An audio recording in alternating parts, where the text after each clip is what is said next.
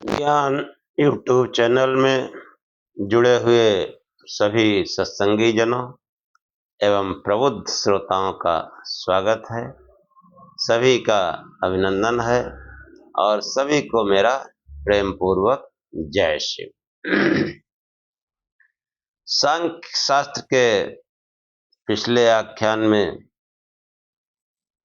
बंध और मोक्ष दोनों का विवेचन किया गया। वस्तुतः आत्मा के स्वरूप में कोई परिवर्तन नहीं होता। उसका जो वास्तविक स्वरूप है उस पर न कोई बंध है न मोक्ष है। और ये जो बंध और मोक्ष है ये अविद्या यानी अविवेक है। उस अविवेक के कारण ये मनुष्य अपने को देह आदि समझने लगता है, मन बुद्धि चित्त अहंकार समझने लगता है। इस अविवेक की अवस्था में वो बंध कहा जाता है और जब विवेक ज्ञान हो जाता है तो वो समाधि लाभ द्वारा जब विवेक होता है तो मोक्ष की अवस्था आ जाती है। ये आत्मा तो नित्य है, ये बंध और मोक्ष उसकी अवस्थाएं हैं। उसका जो वास्तविक स्वरूप है वो नित्य है, उसमें कोई बदलाव नहीं आता। चाहे वो एक महान योगी की आत्मा हो और चाहे एक साधारण घड़ित से घड़ित मनुष्य की आत्मा हो, उस आत्मा को जो वास्तविक स्वरूप है उसमें कोई परिवर्तन नहीं होता। और इसी आख्यान को बढ़ाते हुए आज का आख्यान प्रारंभ करेंगे। ओम असतो मा सद्गमय तमसो मा ज्योतिर्गमय मृत्योर्मामृतम गमय। हे परम गुरु परमात्मा, मुझे असत्य से सत्य की ओर ले चलो, अंधकार से प्रकाश की ओर ले चलो तथा मृत्यु से अमरता की ओर ले चलो। कि जो है पिछले आख्यानों में जो बताया गया कि दुख ध्वंस का नाम पुरुषार्थ या मोक्ष का है। पूरा शास्त्र इसी पर आधारित है।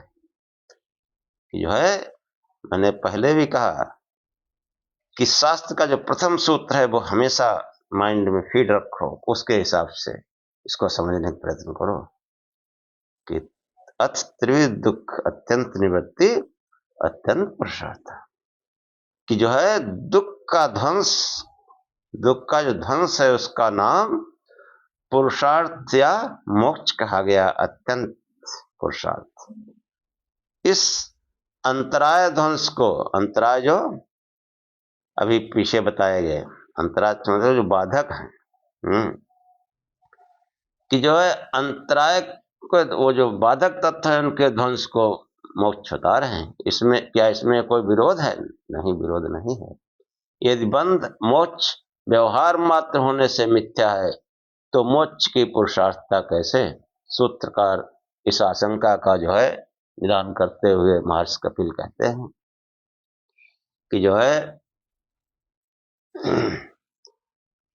तत्रापि अविरोधः, कि वैसा मानने पर भी कोई विरोध नहीं है कि दुख ध्वंस अथवा अंतराय ध्वंस मोक्ष मानने में कोई विरोध नहीं। हाँ, वो अंतराय दुख के कारण बनते हैं। अंतराय अविवेक का नाम है जो दुख का कारण है। अतः कार्य ध्वंस अथवा कारण ध्वंस किसी रूप में भी कहकर मोक्ष का वर्णन किया जा सकता है। बंध मोक्ष अवस्था में व्यवहारिक होने पर भी उसके अस्तित्व में उसके अस्तित्व से नकार नहीं किया जा सकता है। जब उसका बंध अस्तित्व माना गया तो उसका ध्वंस, विनाश या हटाया जाना अवश्य पुरुषार्थ होगा। पुरुषार्थ तो बंध अथवा भोग भी है पर उस अवस्था का न रहना अत्यंत पुरुषार्थ अथवा परम पुरुषार्थ कहा जा सकता है। जो है भोग और बंध दोनों का न रहना ये अत्यंत पुरुषार्थ है, परम पुरुषार्थ है। इसलिए इनको व्यवहार रूप मानने पर भी इनकी पुरुषार्थता में किसी तरह के विरोध की आशंका करना व्यर्थ है। फिर शिष्य कहता है कि यदि अंतराय या अविवेक का नाश मुक्ति है तो वह आत्मज्ञान के श्रवण मात्र से हो जाना चाहिए, संपन्न हो जाना चाहिए। जैसे गले में बंधा हुआ अज्ञात सुवर्ण का कंठा कथन मात्र से अवगत हो जाता है, आत्मज्ञान के लिए मनन निध्यासन आदि की अपेक्षा नहीं होनी चाहिए। तो महर्षि कपिल कहते हैं कि अधिकारी त्रय विद्यात न नियम, कि जो है पहले भी बताया जा चुका है कि जो है अधिकारी 3 प्रकार के होते हैं, इसलिए नियम काम सब जगह नहीं करेगा। 3 प्रकार के अधिकारी होने से ये नियम नहीं है। आत्मज्ञान के अधिकारी 3 प्रकार के बताए गए, मतलब उत्तम, मध्यम और अधम। उत्तम व्यक्ति तो उसको जो है आसानी से ज्ञान हो जाता है, ज्यादा निध्यासन और मनन नहीं करना पड़ता है। ये जो है कि उत्तम, अधम अथवा मंद, मध्य और तीव्र दोनों प्रकार के होते हैं ना, कि तीव्रता से कोई काम करता है, कोई धीरे धीरे करता है।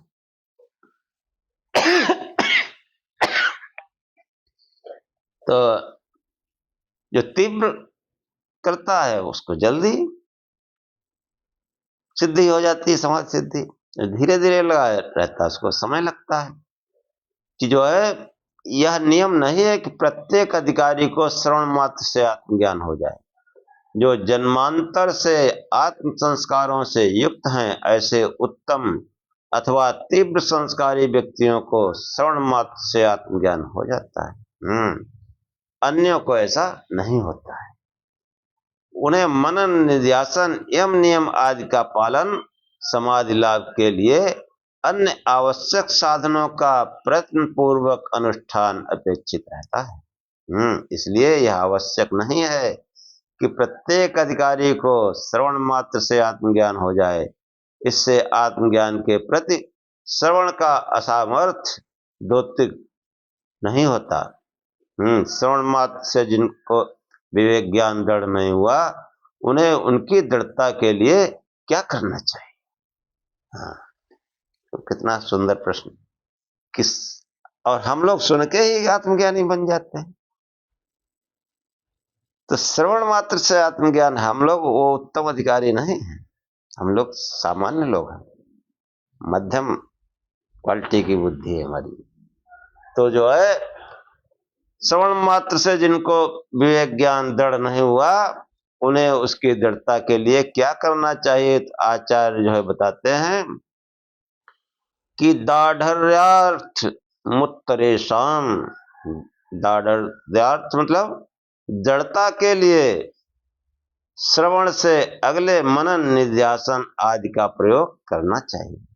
कि विवेक ज्ञान दृढ़ हो, सुन के तो समझ लिया, लेकिन उतने से आत्मज्ञान नहीं होगा। उसका जो है श्रवण से अगले मनन, श्रवण मनन और निध्यासन इनका प्रयोग करना चाहिए। निध्यासन आदि, आदि मतलब वो करते करते निर्विकल्प अवस्था। पहले भी आपको बता चुके हैं, आचार्य शंकर इसके बारे में स्पष्ट रूप से कहते हैं विवेक चूड़ामणि में कि श्रवणम सत्गुणम विद्यान मन्नम मन्नादपि निधिध्यासन लक्ष्यगुणम अनंतम निर्विकल्प। कि विद्यान वेदांत का, वेदांत का अगर निचोड़ आप समझना चाहें तो ब्रह्म सत्य जगत मिथ्या, इसी पर बराबर गहराई से एक एक वस्तु का चिंतन करें। जो हम कर रहे हैं ये ब्रह्म है या जगत है? जगत मतलब जो गतिवान है, परिवर्तनशील है, जन्म मृत्यु वाला है, देहधारी है, उसकी उपासना तो नहीं कर रहे हैं। फिर अपने शरीर में देखो कहां आस्था है कि जो है ये सब वेदांत है। वेदांत का जो निचोड़ है वो ब्रह्म सत्य जगत मिथ्या। इसको जो है बराबर चिंतन करें, बराबर सोचें, एक एक वस्तु पर सोचें कि जो हमारे क्रियाकलाप हैं उनमें हम क्या कर रहे हैं, कहाँ हमारी आस्था है, कहाँ अनुरक्ति है। तो वो जो है ये मनन है कि ब्रह्म सत्य जगत मिथ्या सुन तो लिया, या वेदांत कोई सुंदर वाक्य सुन लिए, हाँ तत्वमस अहम ब्रह्मास्मि, हाँ अहम ब्रह्मास्मि लोग कहने लगते हैं, शिवोहम करने लगते हैं, आता जाता कुछ नहीं। हाँ 5-5 रुपए के लिए लड़ते हैं, बेईमानी मक्कारी करते हैं, ये है शिवोहम। तो ये जो है कि शिव तो देखो परम त्यागी, कपड़े तक नहीं पहने, ऑर्डर दानी, हम भिखारी एक नहीं देते, शिवोहम बने बैठे। तो ये श्रवण मनन कि वेदांत का श्रवण सुन लिया और सुनने मात्र से कुछ नहीं होगा, उसका मनन करो, चिंतन करो। और मनन चिंतन जितना भी वेदांत है, वैदिक साहित्य है, उसका मनन चिंतन करना, वो अध्यात्म की ओर जाना है, आत्मज्ञान की ओर जाना है, परम पुरुषार्थ की ओर जाना है, अत्यंत पुरुषार्थ की ओर जाना है। उसका जो है अधिकाधिक श्रवण और मनन करें। और मनन करते करते कि श्रुते सतगुणम विद्यान मननम, कि जो है श्रवण कर लिया तो श्रवण मात्र से कुछ नहीं होगा। उस श्रवण ठीक है, अच्छी बात सुन ली तो अच्छा है, वो सुन लिया भाई ब्रह्म सत्य जगत मिथ्या, हमको याद भी हो गया, ठीक है। अब वो उससे 100 गुना श्रेष्ठ मनन, अब उस पर जो है गहराई से विचार करो कि क्या ब्रह्म है, क्या सत्य मिथ्या है, क्या मिथ्या से जुड़े हुए हैं या ब्रह्म से जुड़े हुए हैं, मिथ्या का कितना चिंतन करते हैं और ब्रह्म का कितना चिंतन करते हैं। ब्रह्म सत्य जगत मिथ्या, जगत तो जगत का चिंतन कितना करते हैं। जिस दिन ये जो है बैलेंस बराबर होगा उस दिन आप चमक उठेंगे, और जिस दिन थोड़ा जो है ब्रह्म चिंतन ज्यादा होगा उस दिन दैदीप्यमान हो जाएंगे, दिव्य जीवन में आ जाएंगे। हाँ तो श्रुते सतगुणम विद्यान मननम मन्नादपि, और मनन से भी जो है मन्नादपि, श्रुते सतगुणम विद्वान मन्नम मन्नादपि निधिध्यासन लक्ष्य गुणम, उससे निधिध्यासन लाख गुना है। निधिध्यासन चाहे ध्यान करो चाहे उसी भाव में रहो, उसी प्रकाश स्वरूप परमेश्वर उस भाव में रहो, और वो निधिध्यासन उस ब्रह्म भाव में, उस चिंतन में। इसीलिए वैदिक साहित्य के चिंतन को कहा जाता है साधना है, बहुत बड़ी साधना है। तो आप वैदिक साहित्य में जो हमने 31 ग्रंथ बताए, इन पर इनका जो भी आपको प्रिय लगे उसका श्रवण मनन चिंतन करो। तो श्रुते सतगुणम विद्यान मन्नम मन्नादपि निधिध्यासन लक्ष्य गुणम अनंतम निर्विकल्पकम, और जो निर्विकल्प है वो अनंत गुना श्रेष्ठ है, जहां पर उस ब्रह्म भाव के अतिरिक्त कोई भाव न रहे, वो अनंत गुना श्रेष्ठ है। और उसमें ब्रह्म तत्व का स्पष्ट और अटल ज्ञान होता है। निर्विकल्पकम समाधिना स्फुटम ब्रह्म तत्वम अवगम्यते ध्रुवम नान्यथा चलतया मनोगतेन प्रत्यांतर विस्मृतम भवे, कि उस निर्विकल्प अवस्था में जो है ब्रह्म तत्व का स्पष्ट और अटल ज्ञान होता है। उस ज्ञान को कोई हिला नहीं सकता, कोई हिला जुला नहीं सकता, अटल ज्ञान होता है। और उससे नीचे जो सविकल्प समझ अवस्था है, अन्य अवस्थाएं हैं, उनमें बुद्धि के भेद से, प्रत्यांतर बुद्धि के भेद से वो ज्ञान मिश्रित रहता है। कहीं सही है, कहीं कुछ मिक्सचर भी हो जाता है, सांसारिक चीजें भी आ जाती है। इसलिए जो है ये श्रवण मनन निध्यासन, ये जो है इसका अभ्यास करना चाहिए। कि जो है केवल श्रवण से विवेक ज्ञान होने पर और अंतरायों का ध्वंस होने पर यह संभव हो सकता है। कोई संस्कार से संतराय फिर उभर आवे और अविवेक को बढ़ने का अवसर देवे। इसलिए अंतराय तथा अविवेक के ध्वंस की दृढ़ता के लिए मनन निध्यासन का अभ्यास और प्रयोग करते हुए समाधि का लाभ करना चाहिए। हाँ, अधिकारी के मध्य व मंद होने के अनुसार उसे दृढ़ समाधि लाभ के लिए पूर्ण प्रयत्न करना आवश्यक होता है। हाँ, उसे जो है और प्रयत्न करना चाहिए कठोरता से। फिर जो है महर्षि कपिल ने उस योग के अंगों को बताया कि योग के 8 अंग, यम नियम आसन प्राणायाम प्रत्याहार धारणा ध्यान और समाधि। इनमें यदि आसन का अभ्यास न हो तो ध्यान आदि लगने में सुविधा नहीं हो सकती है। हाँ, कि आसन जो है वो उसका अभ्यास न हो, बैठे बैठे हिल डुल रहे हैं, हाँ, या कहीं दर्द शुरू हो गया तो उसका अगर अभ्यास न हो तो फिर ध्यान आदि लगाने में सुविधा नहीं हो सकती, फिर ध्यान नहीं हो सकता। आसन के विषय में महर्षि कपिल कहते हैं कि स्थिर सुखम आसना, कि स्थिर सुखम आसनम इति न नियमः। स्थिर होने पर सुविधा हो वह आसन है, इसलिए कोई नियम नहीं है अन्य आसन के विषय में, कि कोई ये नियम नहीं है कि पद्मासन ही लगा के बैठो। हाँ, या जो है अन्य तमाम जो आसन, पद्मासन, सिद्धासन, वज्रासन, ये कोई जरूरी नहीं है कि आप किस आसन पर बैठेंगे। आसन कैसा हो कि अभ्यासी को जिस आसन में स्थिर अर्थात अभ्यस्त हो जाने पर सुख सुविधा का अनुभव हो वही आसन ठीक समझना चाहिए। कि आपको जो है अगर पद्मासन लगा के कोई दिक्कत नहीं हो रही, देर तक बैठे रह सकते तो बढ़िया है, पद्मासन तो बहुत बढ़िया है, बिल्कुल सीधा अपने आप ही सीधा कर देता है। अगर आपको दिक्कत है, थोड़ी देर में आपको पेन होने लगा पद्मासन लगाने में, तो आप आराम से सुखासन में बैठिए, पलथी मारकर पीठ सीधी कर लीजिए। हाँ, दोनों हाथ जो है वो घुटनों पे रख लीजिए, बाहें भी सीधी, रीढ़ भी सीधी, और बैठो और देर तक बैठे रहो, क्योंकि अन्य आसनों में दिक्कत हो सकती है।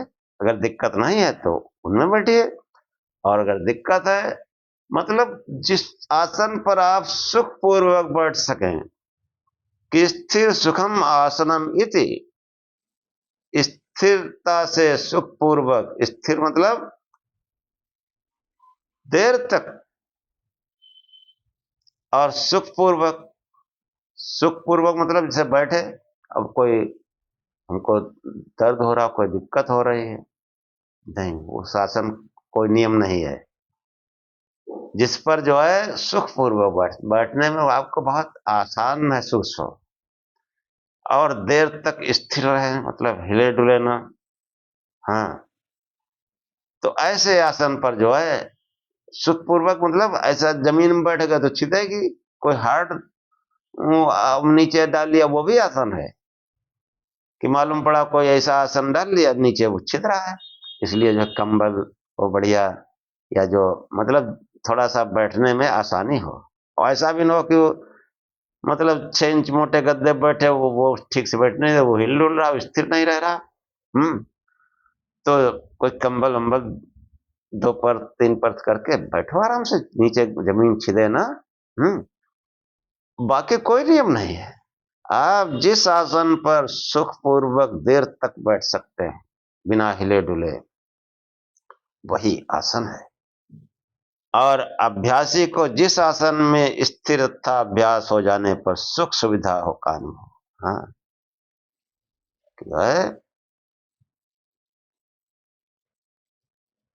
जिस आसन में आपको सुख सुविधा हो, कितना क्लियर कहा है, उसमें आप बैठो। थोड़े शीर्षासन लगाए पड़े न, शीर्षासन से कुछ नहीं होगा। पद्मासन लगाकर ही ध्यान करें अथवा स्वस्तिक आसन ही योग के लिए उपयुक्त है, ऐसा कोई नियम नहीं है। ये कहना है महर्षि कपिल का कि जो है जिस आसन में स्थिरता की सुविधा हो उसी का आश्रय लेना चाहिए, और जिससे ध्यान या समाधि के समय शरीर में रक्त संचार आदि की किसी प्रकार की बाधा न हो, देह के सब अंग स्वस्थ होने रहें। देखो कितनी अच्छी बात कही गई कि ध्यान जो है, हाँ, वो आसन आसन सिद्धि, हाँ, कि स्थिर सुखम आसनम, जब आसन सिद्ध हो जाता है ततो द्वंद्वा न विघाता। इस ये जो है महर्षि पतंजल ने कहा कि आसन सिद्ध हो जाने पर क्या होता है कि ततो द्वंद्वा अविघाता, कि सर्दी गर्मी ये इस तरीके के तमाम जो द्वंद्व हैं, ये नहीं सताते। यानी मन जो है वो धीरे धीरे शांत होने लगता है। इन द्वंद्वों का जो है अभिघात नहीं होता है। बैठा है, हाँ, जो ध्यान करते हैं तो उनका गर्मी में शरीर ठंडा रहता है और ठंडक में शरीर गर्म रहता है, बिल्कुल एसी की तरह काम करता है। तो ध्यान, आगे कहते हैं ध्यान, कि ध्यान का स्वरूप क्या है। सूत्रकार ने बताया ध्यानम निर्विषयम मनः, कि ध्यान है विषय रहित हो जाना, मन का जो है विषय रहित होना है। इसीलिए जो है कहा जाता है कि जो है जो सांसारिक चिंतन, हाँ, यही निर्विषय मन, कि सांसारिक चिंतन न रहे, इसलिए उस प्रकाश स्वरूप में चिंतन लगाओ। मन बार बार भाग जाता है सांसारिक चिंतन में, उसको ले आओ फिर। धीरे धीरे वो प्रकाश स्वरूप में रुकने लगेगा, निर्विषय होने लगेगा। विषयों की लालसा जो धीरे धीरे कम होने लगेगी, खत्म होने लगेगी। जब ध्यान लगने लगा तो विषय भागने लगेंगे, जगत मिथ्या भागने लगेगा, बातों से कुछ नहीं होना। कि आसन की स्थिरता होने पर बाह्य इंद्रियां जो अपने विषयों में प्रचलित होने से अवरुद्ध हो जाते हैं। आसन सिद्ध होने पर बैठे रहो, आसन प्रकाश स्वरूप से ध्यान करते रहो आज्ञा चक्र में, तो बाहर की जो है विषय जो है वो धीरे धीरे वो अवरुद्ध होने लगते हैं ना। अब मन के अवरोध का अवसर आता है। विषयों के अनुराग होने से मन उसी तरह चंचल बना रहता है। इंद्रियां अपने विषयों में प्रवृत्त न भी हो, पर मन की गति उस समय भी विषयों में स्मरण के में संलग्न रहती है। मन तो काम कर ही रहा है।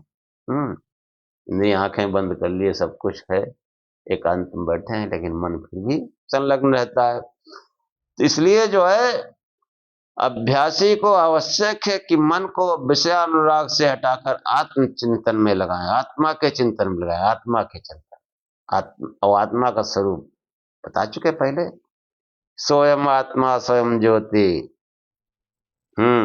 पंचकोश विलक्षण अवस्था त्रय साक्षी सर्वनिर्विकारो निरंजना सत्स्वरूपा सविज्ञेया स्वात्मय नैव विपश्चिता। विवेक चूड़ामणि में आचार्य शंकर ने बताया ये आत्मा कैसा है, स्वयं ज्योति, स्वयं प्रकाश स्वरूप है। उसमें मन लगाओ, अपने आप पैसे प्रकाश का चिंतन करते रहोगे, फिर वास्तविक प्रकाश प्रारंभ हो जाए। वास्तविक, पहले काल्पनिक कोई भी तो लौकिक प्रकाश दिखते हैं, सूरज है, कोई बल्ब है, कोई ज्योति है, हाँ, दीपक जलाने का इसीलिए विधान है मंदिर में, पूजा स्थल में, वो दीपक की लोहे की ध्यान करो भाई, फिर धीरे धीरे स्थिर होगी, धीरे धीरे वास्तविक प्रकाश शुरू होगा। हाँ, कि जो है मन केवल आत्मा के चिंतन में, जब आत्मा के अतिरिक्त समस्त विषयों से हटकर मन आत्मा के एकतानता की स्थिति को बनाता है, योगी की उस अवस्था का नाम ध्यान है। कि जो है समस्त विषयों से हटकर मन आत्मा में एकतानता का के स्थिति को बनाता है। महर्षि पतंजलि ने इसी प्रकार का ध्यान बताया, तत् प्रत्येकतानता ध्यानम, कि वहां पर जो मन है, जिस में जो है, जिस लक्ष्य में लगा दिया जाए उसी में निरंतर बना रहे, निरंतर उस प्रकाश स्वरूप में बना रहे, यही ध्यान है। कि अन्य विषयों को छोड़कर तत्व प्रत्येकतानता ध्यानम, महर्षि कपिल का सूत्र है, महर्षि पतंजलि का ध्यान के विषय में वो इस तरीके से कहते हैं कि वो मन जो है वो निरंतर उसी प्रकाश स्वरूप के चिंतन में लगा रहे, वो ध्यान है। कि इधर उधर की चेष्टा करना बंद कर दे, और इसी को कठोपनिषद में परम गति कहा, ताम योगामित मन्यते स्थिराम इंद्रिय धारणाम बुद्धि च न विचेष्टति ताम आहुर परमागतिम। कि इंद्रियों की स्थिर धारणा को योग कहते हैं, और जब बुद्धि अन्य विषयों में, बाह्य विषयों में चेष्टा करना बंद कर दे, उस लक्षित प्रकाश स्वरूप का चिंतन निरंतर करती रहे, उस प्रकाश स्वरूप का चिंतन, वो ध्यान, तम आहुर परमागति, वो ध्यान की अवस्था जो है वो परम गति की अवस्था, उस परम की तरफ को ले जाती है। उस परम की तरफ ये मनुष्य जो है गति करता है। परम मतलब उस परमेश्वर की तरफ, उस परमात्मा की तरफ।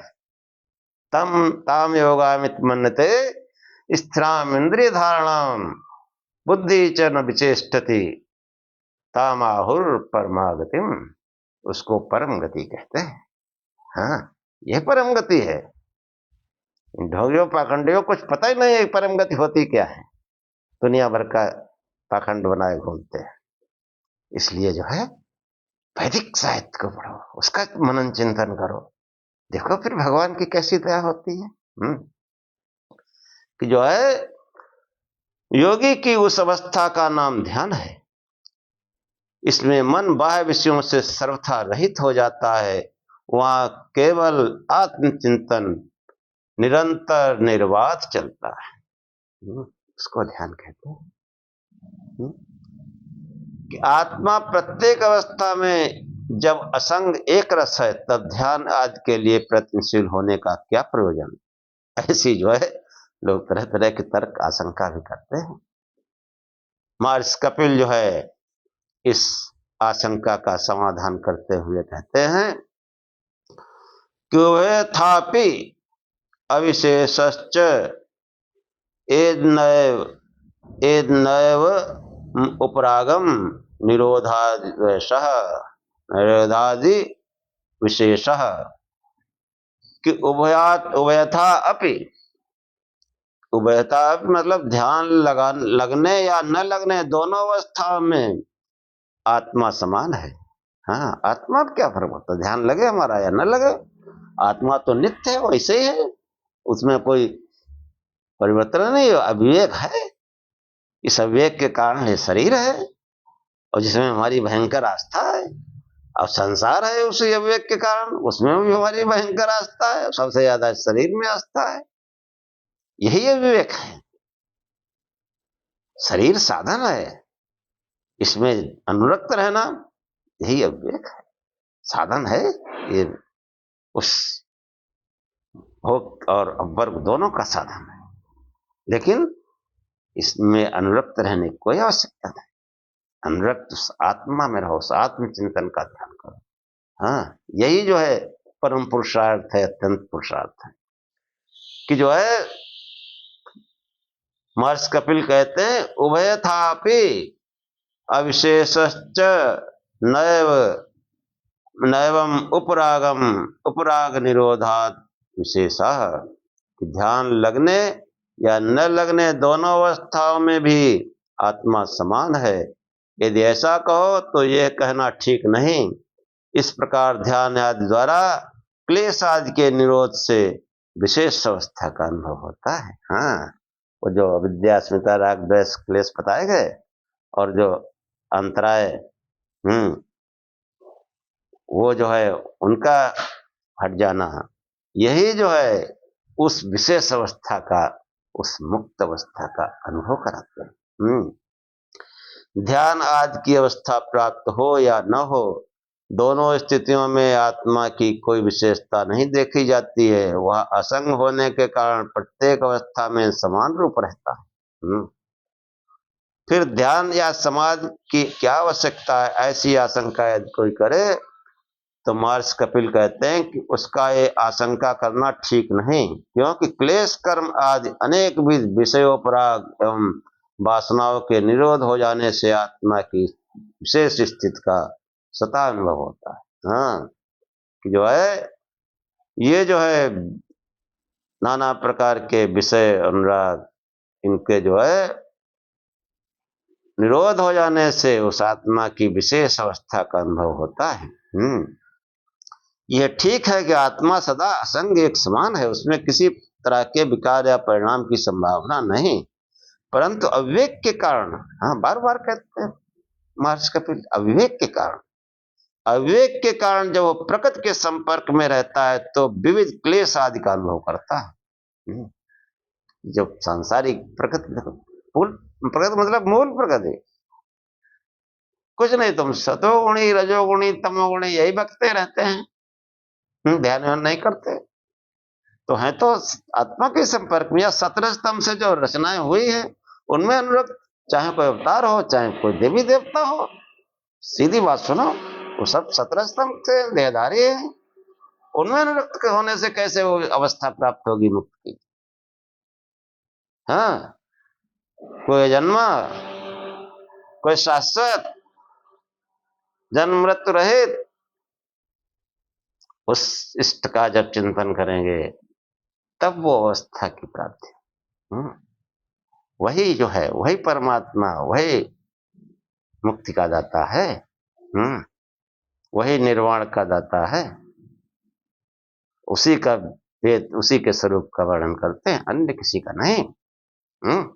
इस बात को हम खूब ठोक ठोक कर समझें, और आप भी हमारे इन जो है आख्यानों को ध्यानपूर्वक सुनते रहे, मनन चिंतन करते रहे, समझ में आ जाएगा। फिर ठोक ठोक के समझो, जो न बात समझ में आए तो आप प्रश्न करो, भगवान की दया से कमेंट करिए, प्रश्नों का उत्तर मिलेगा। तो ये जो है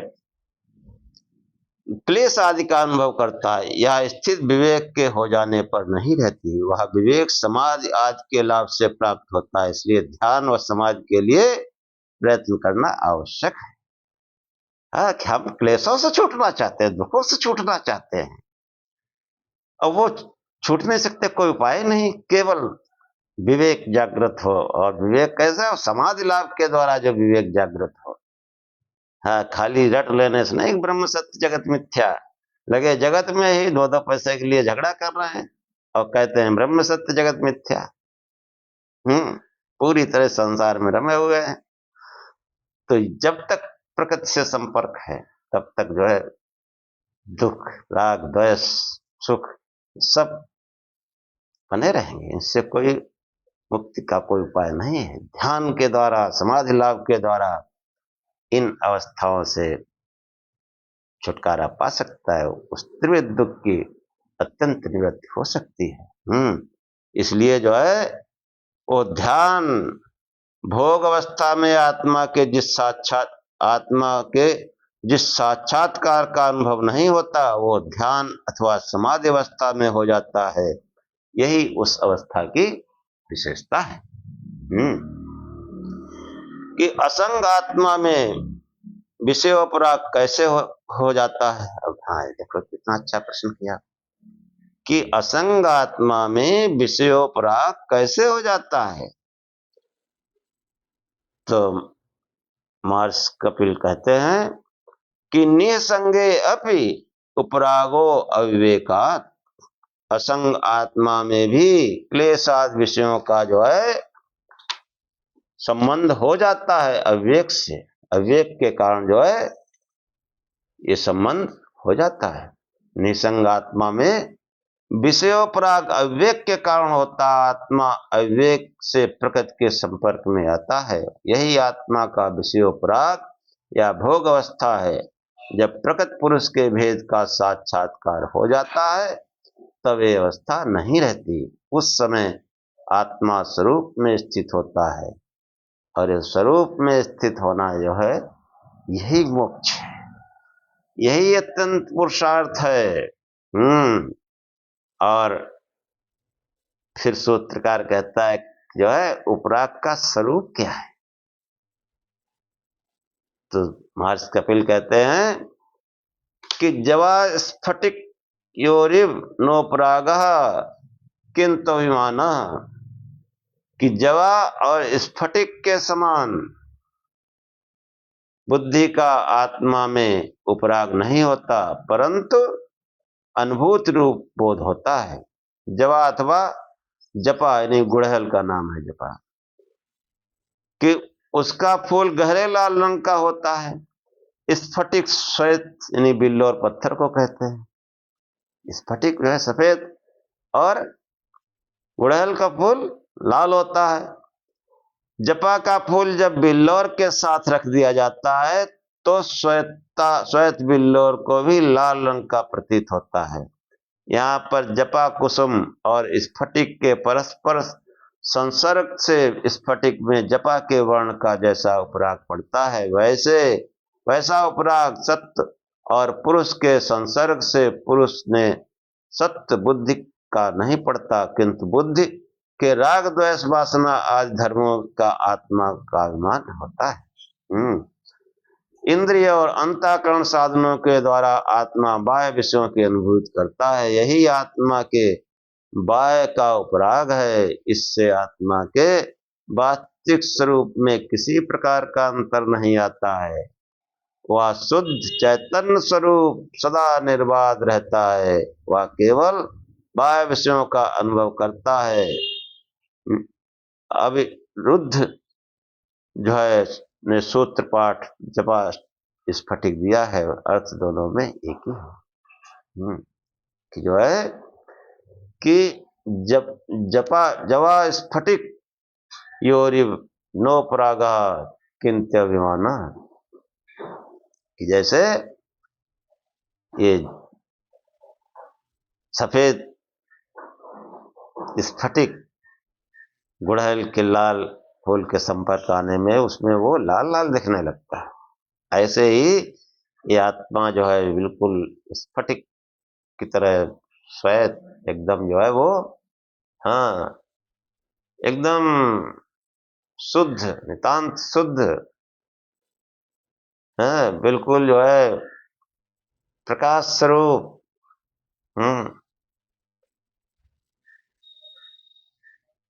बिल्कुल दैदीप्यमान। किन शब्दों का प्रयोग किया जाए, वो उसका जब वो आत्मा के संपर्क में आता है, बाह्य भोगों के संपर्क में आता है, तब वो उसका स्वरूप वो बंधन में आ जाता। अविवेक उसका वही अविवेक है, वो अपने को लाल अनुभव करता है। वो अपने को शरीर अनुभव करता है। यही जो है अवरुद्ध, यही जो है उपराग है। इस उपराग से वो बंधन में आ जाता है, जबकि आत्मा के स्वरूप में कोई परिवर्तन नहीं होता है। और ये उपराग कैसे दूर हो, इसका उपाय जो है वो महर्षि कपिल ने बताया है कि ध्यान धारणाभ्याम सर्वरागादि निरोध।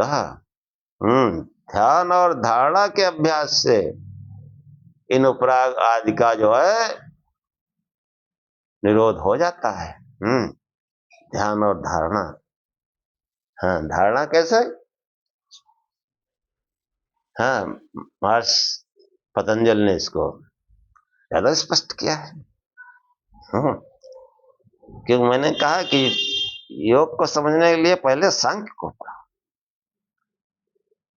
विशेष कुछ ऐसी विशेष चीजें हैं कि जो योग में आपको समझ में नहीं आएंगी, कोई सांख्य का ज्ञाता होगा वही समझ पाए।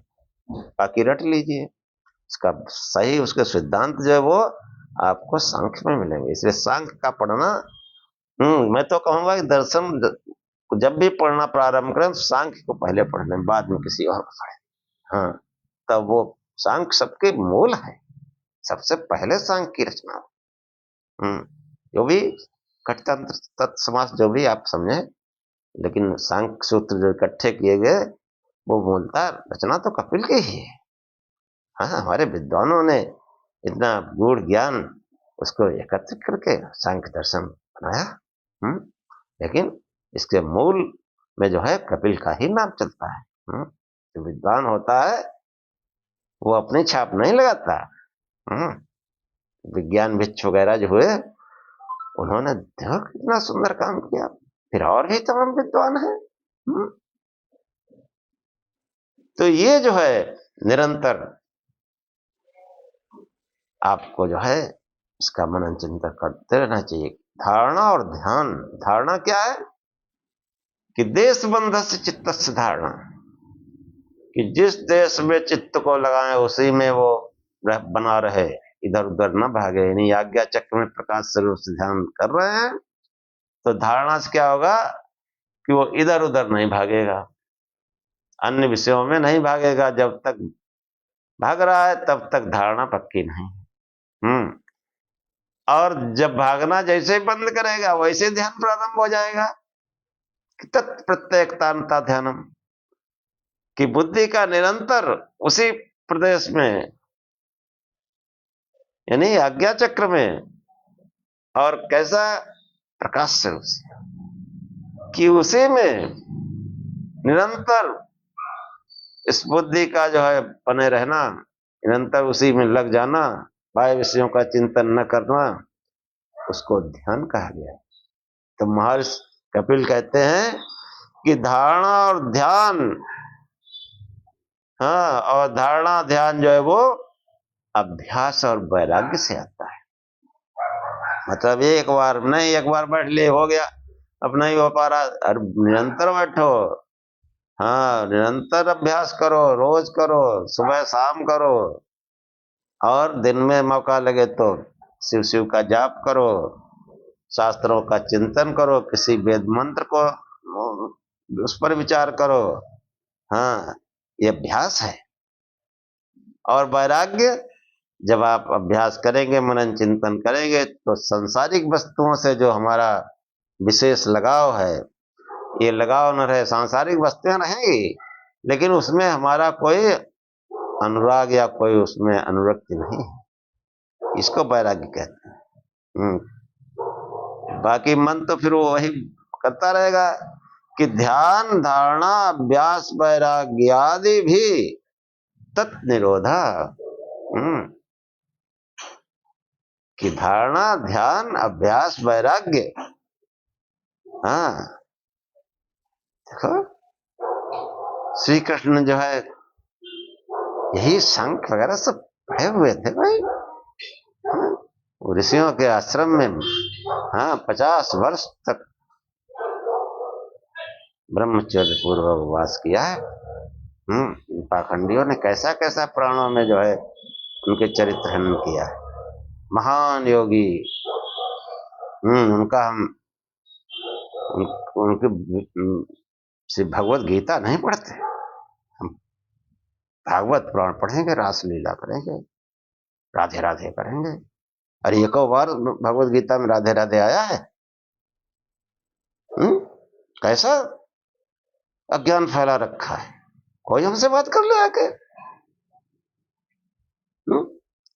बस हम तो मस्ती में रहना चाहते हैं। अरे अध्यात्म गंभीर विषय है, मस्ती वाला नहीं है, बहुत गंभीर विषय है। ये जो है धारणा ध्यान अभ्यास वैराग्य के द्वारा आएगा। धारणा में हमको लाना पड़ेगा कि वो देहधारी नहीं है। भगवत गीता नहीं पढ़ेंगे, राधे राधे करेंगे, द्वारिकाधीश चलाएंगे, भगवत गीता नहीं पढ़ेंगे, रास लीला करेंगे।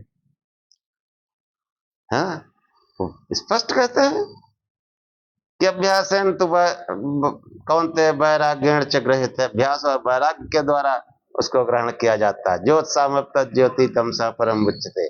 वो ज्योतियों का जो महान ज्योति है, प्रकाश स्वरूप से उपदृष्टा मनता च भरता भोक्ता महेश्वरा। हाँ? उस महेश्वर को परमात्मा कहा गया है, पढ़िए भगवत गीता है। लेकिन नहीं, सत्संग बहुत गंभीर विषय है, गंभीर मनन चिंतन का है। धारणा, ध्यान, अभ्यास, वैराग्य, इनसे आत्म साक्षात्कार होता है। अन्यथा कोई उपाय नहीं। तो आज का आख्यान यहीं समाप्त करते। खूब शिव शिव जपो, प्रकाश स्वरूप से ध्यान करो, फिर देखो कैसे जीवन बदलता है। ऐसे शंकर भगवान की फोटो लगा लो। ओम सहनाववत् सहनो भुनक् सह वीर्यं करवावहे तेजस्विनावधीतमस्तु मा विद्विषावहे। ओम शांति शांति शांति। हे परमात्मा, हम दोनों श्रोता और वक्ता की साथ साथ रक्षा करें, साथ साथ पालना करें। हम दोनों साथ साथ मिलकर बल को बढ़ावें, पराक्रम करें। हमारा पढ़ा पढ़ाया एक साथ तेजस्ता को प्राप्त करे। हम आपस में द्वेष न करें। हे परमात्मा, हम दोनों को त्रिविध शांति प्राप्त हो। हमारे जीवन में दैहिक, दैविक, भौतिक किसी प्रकार का कष्ट न आए। त्रिविध दुखों की अत्यंत निवृत्ति हो, अत्यंत पुरुषार्थ की सिद्धि हो। ओम शांति शांति शांति। जय शिव।